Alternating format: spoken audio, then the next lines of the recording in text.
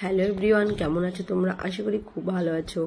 তো আজ যাচ্ছিলাম কিন্তু একটু মন্দিরে, তো কিছু দরকারও ছিল ওপারে, তো ভাবলাম একবারে দর্শন করেই আসি। আর অনেক কয়েকদিন কিন্তু মন্দিরে আসা হয়নি, কারণ এত গরম আর রোদ, আর আমার এই গরমে কিন্তু ঘর থেকে একদম বেরোতে ইচ্ছা করে না।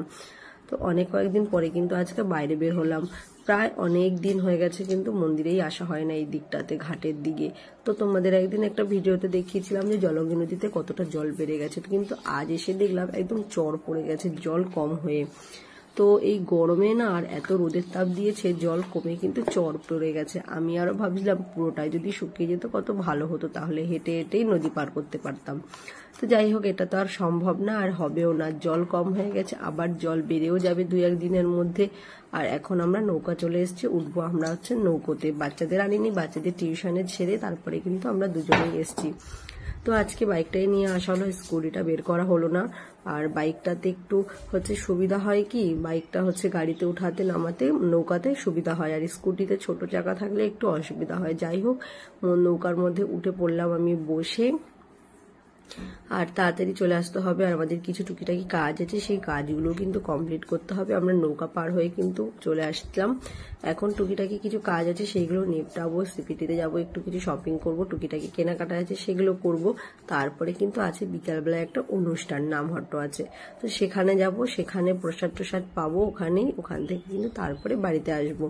তো দেখতে দেখতেই না কিভাবে সন্ধ্যা হয়ে যায়। এই মাত্র কিন্তু নৌকাটা পার হয়ে আসলাম, আর এই রাস্তাটার ভিতরে ঢুকলে মনে হয় যেন কত বেলা হয়ে গেছে। গাছগুলো এমন ভাবে ঘেরা, মনে হচ্ছে সন্ধ্যা হয়ে গেছে একদম, কিন্তু এখন 5:30 বাজছে।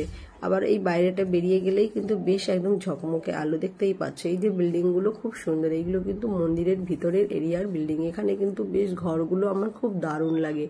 এখান থেকে যখন যাই আমার বিল্ডিং গুলো এত ভালো লাগে, কি বলবো, সেম সেম পুরো একই রকমের সব বিল্ডিং কটা। এখানেও যে ফ্ল্যাট, এই রাস্তাটাতেই যেতে যেতে কিন্তু টিওবিপি বড় মন্দিরটা দেখা যায়, দেখতে কিন্তু খুব সুন্দর লাগে। তো এই যে এখান থেকে তার পাশে যে বড় বিল্ডিংটা দেখলে, ওটা কিন্তু ঈশ্বরধান ভবন। তো এই রাস্তা দিয়ে যাওয়ার সময় প্রভুর হলো একজন ভক্তের সঙ্গে দেখা, তার সাথে কথা বলতে বলতে হয়ে গেল কিন্তু আরেকটু দেরি। তো মন্দিরে ঢুকেছিলাম ঠিক সন্ধ্যা সন্ধ্যা হয়ে গেছিল তখন। তো তারপরে টুকিটাকি কিছু জিনিস নেওয়া ছিল সেপিটি থেকে, সেইগুলো নিয়ে তারপরে কিন্তু আমরা বাড়ি চলে গিয়েছিলাম। আর বাড়ি গিয়েই বললাম যে একটা প্রোগ্রাম আছে নামহট্ট, সেখানে আরও যেতে হবে, বাচ্চাদের টিউশন থেকে নিতে হবে। আর হয়ে গেছিল কিন্তু একদম সন্ধ্যা টাইম। তারপরে কিন্তু আমরা মন্দিরে দর্শন করলাম, আর এটা হচ্ছে কিন্তু নামহট্টের ঠিক সামনে, এটা নামহট্টের সামনে দিয়ে গিয়ে কিন্তু ঢুকে গেলাম আমরা হচ্ছে মন্দিরের ভিতরে। তো মন্দির দর্শন করলাম, দর্শন করে তারপরে কিন্তু আমরা চলে গিয়েছিলাম বাড়িতে। তো আজকের ভিডিওটার বেশি বড় করলাম না, এখানে শেষ করলাম। কেমন লাগলো তোমরা সকলে জানিও, ভালো লাগলে লাইক শেয়ার কমেন্ট করে দিও। আর বলি, প্রসাদে কিন্তু আজকে ছিল বিরিয়ানি প্রসাদ, খুব ভালো হয়েছিল কিন্তু।